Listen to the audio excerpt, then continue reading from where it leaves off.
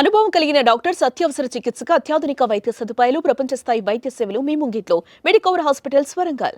Survey భద్రాణి పశ్యంతు మా కశ్చిత్ దుఃఖ భాగ్ భవేత్. వేదం చెబుతోంది అందరూ క్షేమంగా ఉండాలి, ఏ ఒక్కడు దుఃఖపడకూడదు. అంటే ఏమిటి? ఎట్లా ఆ వేద వజ్రం నిజం ఎట్లా కావాలి?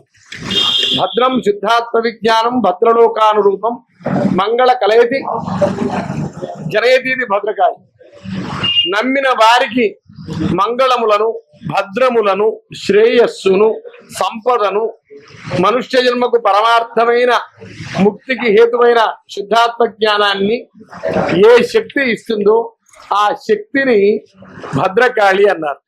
ఆ శక్తిని ఉపాసించడం వల్ల ఇహపర సుఖాలు కలుగుతాయి, ఇహలోకంలో సకల ఐశ్వర్యాలు ప్రాప్తిస్తాయి, దైన్య స్థితి లేని జీవనం వస్తుంది, పరుల్లో ముక్తి కలుగుతుంది. అందుకోసమే ఆ శక్తిని, ఆ చైతన్యాన్ని దేవుడు ఒక్కడే. ఇన్ని అవతారాలు ఎందుకయ్యా అంటే భక్తానుగ్రహ కారణత్వ, భక్తుడిని అనుగ్రహించడం కోసం.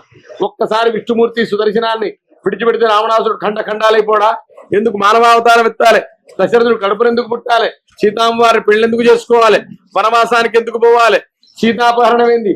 ఆ ప్రకృతి మాత జగన్మాతను సీతామ్మవారిని వక్రబుద్ధితో చూస్తే రావణుడు భస్మం అయిపోవాలి కదా, ఎందుకు కాలే? కోతులతోటి స్నేహితమైంది. ఈ కోతులు భారతి కట్టినా మళ్ళా రాముడే గర్జిస్తేనే. అంటే తాను సృష్టించిన జగత్తు ధర్మబద్ధంగా పరిపాలింపబడడం కోసం ఆయనకి అవతారాలు, ధర్మ స్వరూపాన్ని మనకు తెలియజేయడం కోసం. మనిషి అన్నవాడు తల్లిదండ్రులను ఎట్లా గౌరవించాలి, పితృవాక్య పరిపాలన ఏంది, భార్యను ఎట్లా రక్షించుకోవాలి, భార్యను అపహరిస్తే ఎట్లా భార్యను చేయండి, ప్రపంచం ధర్మ స్వరూపాన్ని చెప్పడం కోసం రామావతారం వచ్చింది. అట్లాగే ఆ జగన్మాత దుర్గతిని నశింపజేసేది దుర్గ. వేదం దుర్గా అని నారాయణమూర్తి అంటుంది. ఆ నారాయణ 10 అవతారాలు చెప్తుంటే దుర్గకు 10 అవతారాలు. కాళీ తార షోడశి, భువనేశ్వరి, కాళీ తార మహాత్మ షోడశి, భైరవి, చిన్నవస్థ, ధూమతి, బగల, మాతంగి, కమలాత్మిక. పత్రాష్టమ్యాం భద్రకాళి దక్షయజ్ఞ వినాశిని, ప్రాదుర్భూత మహాఘోర, యోగిని కోటి విశ్వ. సమస్తమైన మానవాళికి శ్రేయస్సు కలిగించాలి. మానవాళిని రక్షిస్తే 84 కోట్ల జీవరాశులు, 24 లక్షల జీవరాశులు రక్షింపబడతాయి. కాబట్టి ఆ జగన్మాత దుర్గాష్టమి అనబడే మహాష్టమి నాడు భద్రకాళిగా ప్రాదుర్భావం చెంది భూమండలం మీద అవతరించిన ప్రదేశం ఈ భద్రకాళి దేవస్థానం. అలనాడు పాండవాదు, రాముడు అందరూ అమ్మవారిని ఆశ్రయించి అమ్మవారిని దర్శించి కృతకృత్యులయ్యారు. అట్లాగే ప్రత్యేక తెలంగాణ వచ్చేంత మటుకు మన తెలంగాణలో ఉన్న గుళ్ళు, గోపురాలు, తీర్థాలు అన్ని విదేశీయుల పరిపాలనలో కాలగర్భంలో కలిసిపోవడంతో పాటు మనకు స్వాతంత్ర్యం వచ్చాక కూడా మన పరహస్తగతమైన మన అధికారం మనకు తెలంగాణ వచ్చాక ఇప్పుడు ప్రభువులందరూ మన తెలంగాణని బాగు చేసుకోవాలి, వృద్ధి చేసుకోవాలి, మన తెలంగాణలో ఉన్న దేవాలయాలను పైకి తీసుకురావాలి, నదులను పైకి తీసుకురావాలి. మొన్నటిదాకా కృష్ణా పుష్కరాలంటే విజయవాడ పోయినాం, గోదావరి పుష్కరాలంటే రాజమండ్రి పోయినాం. మన దగ్గర నుంచే ఆడిగిపోతాంది. ఏది కాళేశ్వరం కానించి, మంత్రి కానించి, ఏటూరు నాగారం కానించి ఆడిగిపోతాంది గోదావరి. మన దగ్గర నుంచే నాగార్జున సాగర్ నుంచే కృష్ణకు పోతాంది. ఇంత దాకా మనకు తెలియలేదు మన తెలంగాణ మనకు వచ్చేంతవాడు. అంటే మన అట్లా సోయి లేకుండా మనల్ని చేసిండ్రు వాడు. ఇప్పుడు మన సోయిలో మనం ఉన్నాం అన్ని. అందులో నేను మిమ్మల్ని పొగుట్టు కాదు కానీ మీడియా ప్రతినిధులందరూ ఇవాళ మన పవిత్రమైన క్షేత్రాలను ప్రపంచవ్యాప్తం చేయాలన్న మీ యొక్క కంకణబద్దులైనరు. కాబట్టి మీ ప్రచారం వల్ల విశ్వవ్యాప్తం అయిపోయింది అమ్మవారి యొక్క మహత్వం అనడంలో దీంట్లో అబద్ధం లేదు. ఏదో మిమ్మల్ని పొగడ్డానికి మాట్లాడే మాటలు కాదు. ప్రధానమైన కొన్ని 100 మంది సేవ చేస్తే అయితే ఒక్కటి చేసేది కాదు. మన ఇంటి పెళ్లి కావాలంటే 10 మంది రావాలి, కొన్ని 100 మంది చేస్తున్నారు. దాంట్లో మీడియా ప్రధాన పాత్ర పోషిస్తున్నది. మీడియా మిత్రులందరూ కూడా మన ధర్మచరిత కలిగినందుకు మన వరంగల్ మీడియా మిత్రులందరికీ, ఎలక్ట్రానిక్ అండ్ ప్రింట్ మీడియా మిత్రులందరికీ అమ్మవారు సకల ఐశ్వర్యాలు కలగాలని అమ్మవారిని ప్రార్థిస్తూ ఆమె అనుగ్రహం మీకు ఉండాలని ఆ అమ్మవారి తరఫున మిమ్మల్ని ఆశీర్వదిస్తున్నా. ఇకపోతే బ్రహ్మోత్సవాలు ఏంది? బ్రహ్మకృత ఉత్సవం. అమ్మవారికి ఏ దేవతకైనా ఆగమాలు మహోత్సవ విధిని నిర్ణయిస్తాయి. మహోత్సవం అంటే మహదానందదాయకమైన ఉత్సవాలు. ఈ మహోత్సవానికి ఈ దేవతలకు పురోహితుడు ఎవరు అంటే బ్రహ్మ. బ్రహ్మకృత ఉత్సవం. కాబట్టి ఈ మహోత్సవ విధికి బ్రహ్మోత్సవం అని పేరు వచ్చింది. బ్రహ్మానందాన్ని కలిగిస్తాయి కాబట్టి కూడా బ్రహ్మోత్సవం అని పేరు రావచ్చు. అహం బ్రహ్మ స్వరూపిణి మత్త ప్రకృతి పురుషాత్మకం జగత్. నేనే ఆ బ్రహ్మ పదార్థాన్ని, నా నుంచే ఈ ప్రకృతి పురుషాత్మకమైన జగత్తు ఆవిర్భవించింది అని అమ్మవారు చెప్పింది. కాబట్టి ఆ బ్రహ్మ పదార్థం అనేది అమ్మవారు కాబట్టి అమ్మవారికి జరిపే ఉత్సవాలను బ్రహ్మోత్సవాలు అనొచ్చు. ఏది ఏమైనా కానీ బ్రహ్మోత్సవాలు. అయితే దేశమంతా ఇది కూడా మీ మీడియా వాళ్ళే అయ్యగారు ప్రతి కూడా బ్రహ్మోత్సవాలు ఉంటాయి, మీ దగ్గర ఎందుకున్నారు? 10 ఏళ్ల క్రితం మీరే ప్రశ్న వేశారు. దాని మీద ఈ మహోత్సవ విధిని మీ యొక్క ప్రేరణతోటి నిర్వహించడం జరుగుతుంది. అయితే దేశమంతా శివ కళ్యాణం, శివరాత్రి మహాశివరాత్రి నాడు కానీ యువతల రోజు కానీ అవతల రోజు కానీ చేస్తారు. అసలు శంకరుడు అమ్మవారిని ఎప్పుడు పెళ్లి చేసుకున్నాడు అని గ్రంథాలన్నీ వెతుకుతే కాళికా పురాణంలో ప్రమాణం చెప్పింది. సమయం కారయామాస వివాహాయ హరోగిరిం మాధవే మాసి పంచమ్యాం స్థితే పక్షే గురోర్దినే చంద్రే గోత్ర ఫల్గున్యాం భరణ్యాదౌ స్థితే రవౌ. శంకరుడు తన కళ్యాణాన్ని జరుపుకోవడానికి తానే ముహూర్తం పెట్టుకున్నాడట. పర్వతరాజు దగ్గరికి ఆ కూతుర్ని ఇవ్వడానికి దూతలను సప్త ఋషుల్ని పంపాయట. అయితే ఇది ఏనాడు అంటే వైశాఖ శుద్ధ పంచమి నాడు. ఆనాడే అద్వైత వేదాంత ప్రవర్తకులు శంకరాచార్యుల వారు పుట్టినరోజు. ఆనాడే భగవద్ రామానుజులు పుట్టినరోజు. అంటే శివ కళ్యాణం జగత్ కళ్యాణకారకం కాబట్టి ఆనాడే మన ప్రవక్తలంతా, సనాతన ధర్మ ప్రవక్తలంతా ఆనాడే పుట్టారు. ఇవాళ గమ్మద్దుండి భారతదేశం కర్మభూమి ధర్మభూమి. అట్లాంటి ధర్మభూమిలో మన ప్రవక్తలంతా సౌత్ ఇండియాలోనే పుట్టారు. శంకరాచార్యుల వారు కాలడలో పుట్టారు. ఆయన కాలడలో పుట్టకపోతే మనం బౌద్ధ మతాన్ని స్వీకరించుండేవాళ్ళం. బౌద్ధ మతం పుట్టింది భారతదేశంలో, ప్రపంచమంతా వ్యాపించింది కానీ భారతదేశంలో లేకుండా పోయింది. సనాతన ధర్మానికి ఉన్న బునియాద్ అట్లాంటి, దాని తార్కికత్వం వస్తాడు. అట్లా ఇవాళ రామానుజుల వారు ఇక్కడ పుట్టారు. ఎక్కడ? శ్రీపెరంబుదూరు తమిళనాడులో. మధ్వాచార్యుల వారు ద్వైత మత ప్రవర్తకులు ఇక్కడ కర్ణాటకలో పుట్టారు.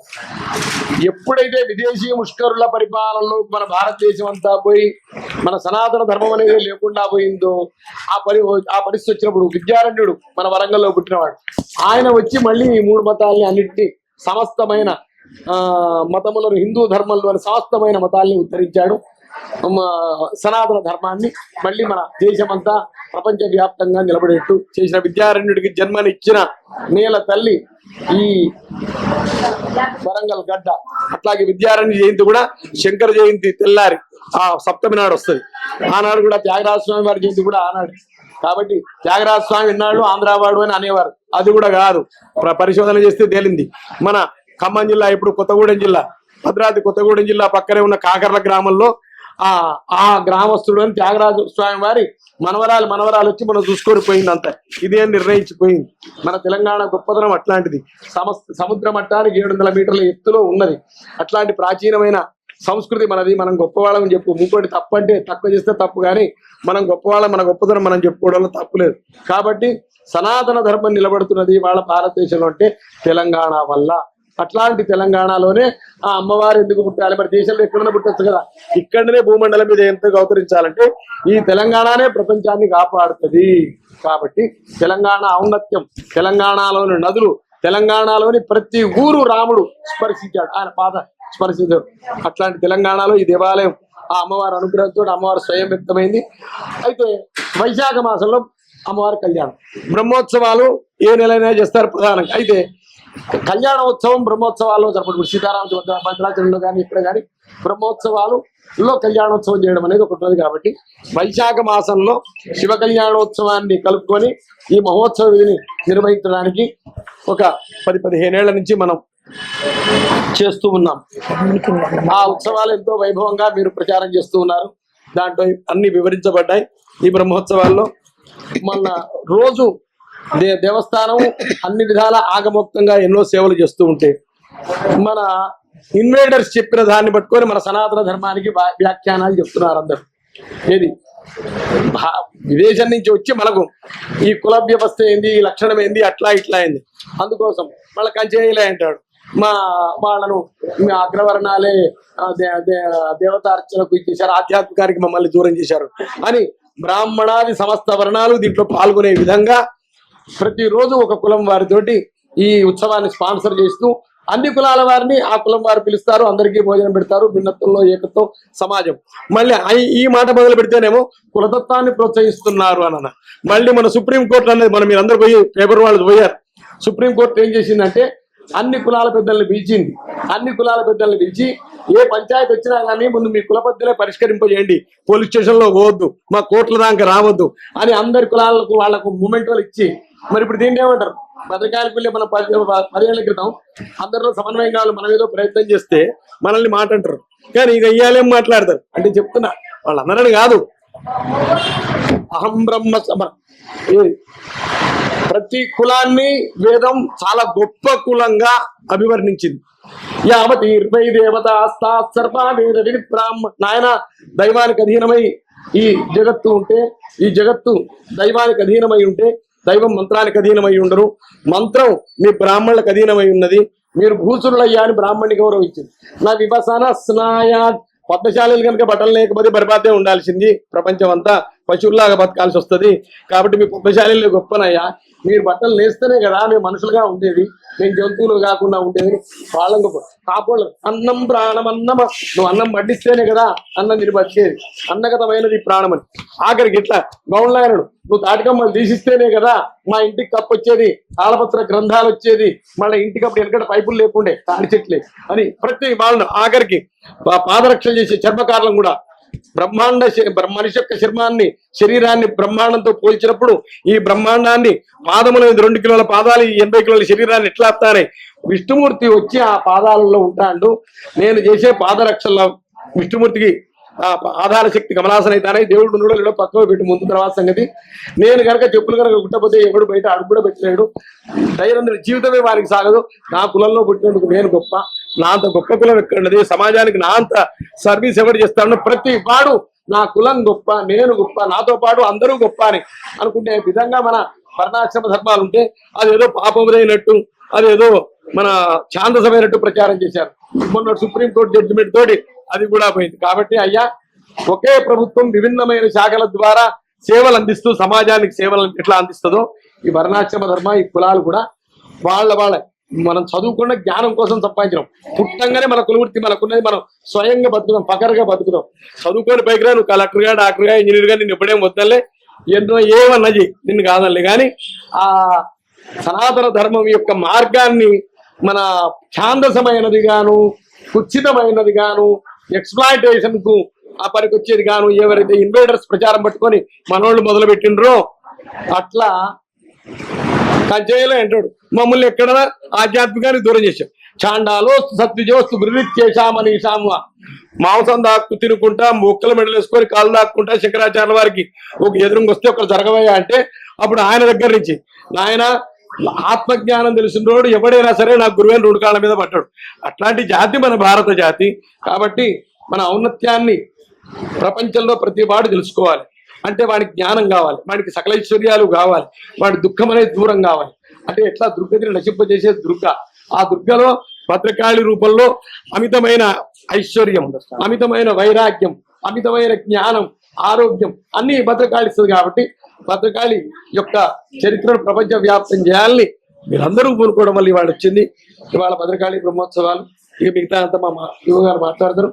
కాబట్టి ఒక ప్రోగ్రాం, రోజుకో ఉత్సవానికి వాహన సేవ, రేపు అంకురార్పణ, మళ్ళా ఈసారి మన మేడం గారు చెప్తారు, మంత్రి గారు కూడా, మన పొద్దున్న ఒక వాహనం, సాయంత్రం ఒక వాహనం, ఒక్కొక్క వాహనం మీద అమ్మవారు దర్శిస్తే ఒక్కొక్క ఫలితం.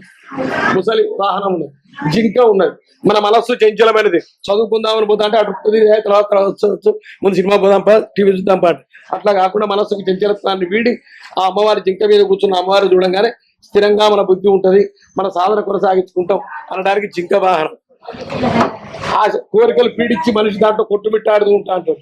కాబట్టి అట్లా కాకుండా సంసార సాగరాన్ని తరింపజేయడానికి ఆ అమ్మవారి యొక్క అనుగ్రహం ముసలి వాహనం మీద మనం చూపిస్తాం. వృషభం మీద ధర్మానికి స్వరూపంగా వృషభాన్ని చూపిస్తాం.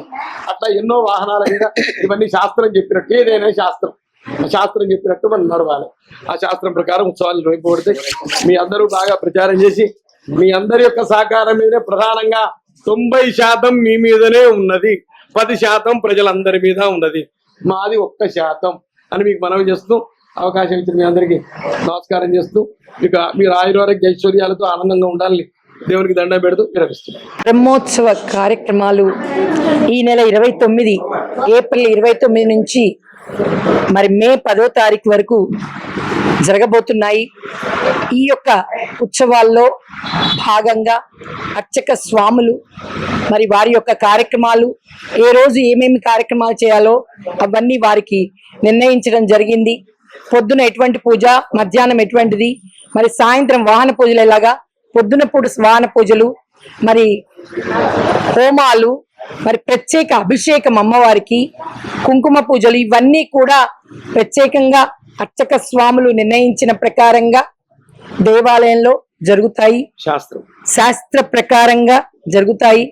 అదేవిధంగా ఈ 10 రోజులు కూడా ఒక్కొక్క కుల సంఘం వారు అమ్మవారి మీద ప్రేమతో, అమ్మవారి మీద భక్తితో వారి కుటుంబము, మరి వారి బంధువులు, వారి చుట్టాలు, వారి స్నేహితులను అందరినీ పిలుచుకొని వచ్చి ఆ రోజంతా అమ్మవారి దగ్గర పరిపూర్ణంగా గడిపి, చక్కగా ఆనందంగా గడిపి అమ్మవారి పరిపూర్ణ ఆశీస్సులను పొంది ఆనందంతో, తృప్తితో, ఆరోగ్యం, ఆనందం, ఐశ్వర్యం ఆ లభించేలా ఆ తల్లిని ప్రార్థించి ఆ తల్లి కార్యక్రమంలో పాల్గొని వెళ్ళడం జరుగుతుంది.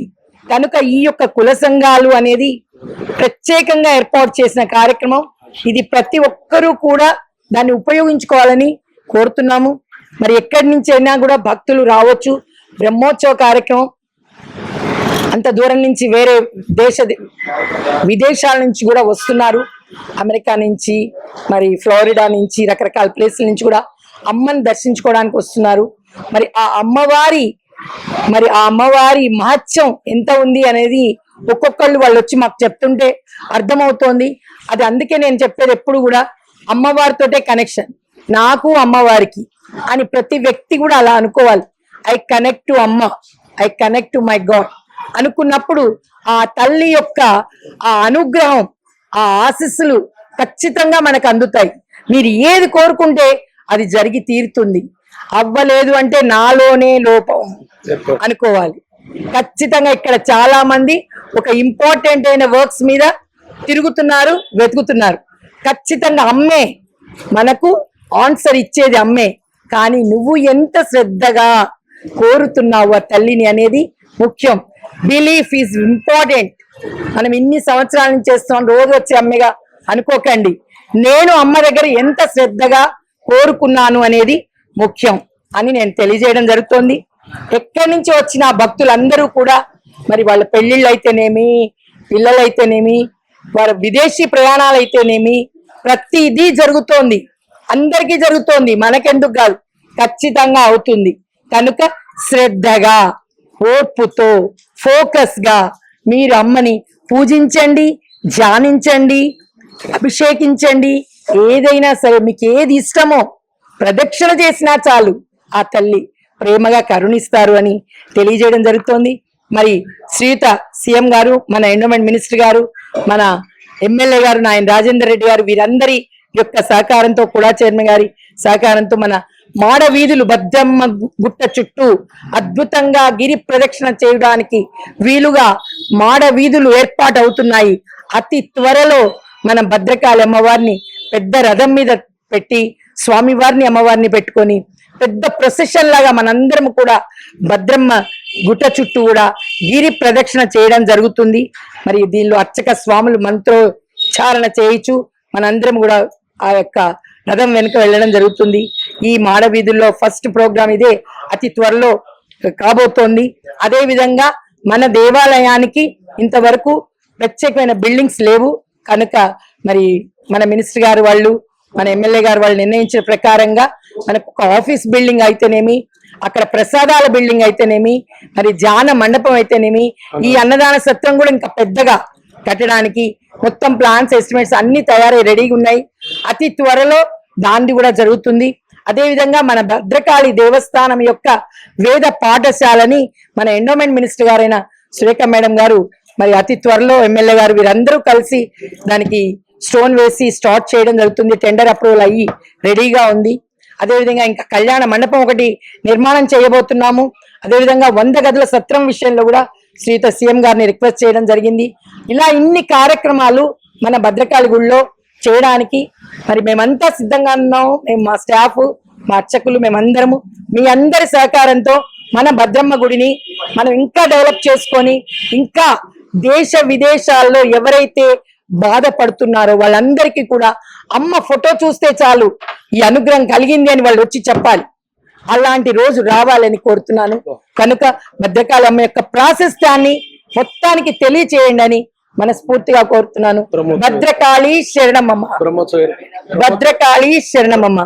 భద్రకాళి అమ్మవారి బ్రహ్మోత్సవాల సందర్భంగా క్యూ లైన్లు ఏర్పాటు చేయడం జరిగింది. చల్లటి చలువ పందిళ్ళు ఏర్పాటు చేయడం జరిగింది. మంచినీటి సౌకర్యం ఏర్పాటు చేయడం జరిగింది. మరి కూలర్స్, వాటర్ కూలర్స్, మరి ఎయిర్ కూలర్స్ కూడా ఏర్పాటు చేయడం జరిగింది. ప్రతి ఒక్కరికి అన్నదానం ఏర్పాటు చేయడం జరిగింది.